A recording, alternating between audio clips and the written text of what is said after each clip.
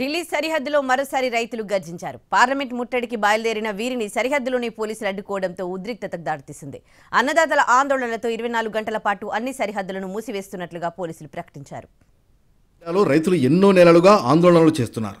తమ భూముల్ని సేకరించిన అధికారులు వాటికి సరైన విధంగా పరిహారం చెల్లించలేదని ఫైర్ అయ్యారు. డిమాండ్లను నెరవేర్చాలంటూ పార్లమెంట్ వైపు మార్చుకు బయలుదేరారు. ఢిల్లీ సరిహద్దులోనే పోలీసులు వీరిని అడ్డుకున్నారు.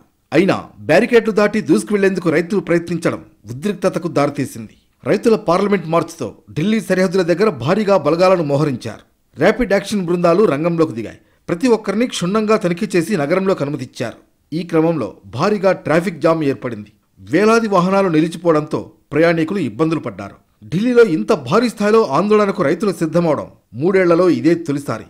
ఈ ఆందోళనల ముసుగులో కొన్ని సంఘ విద్రోహ శక్తులు హింసకు పాల్పడే అవకాశం ఉందని రైతులు అప్రమత్తంగా వ్యవహరించాలని పోలీస్ ఉన్నతాధికారులు హెచ్చరించారు.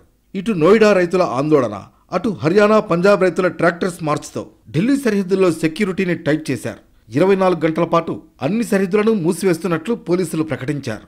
అన్ని సరిహద్దుల వద్ద భారీ భద్రతను ఏర్పాటు చేస్తూ సెక్షన్ 144 విధించారు.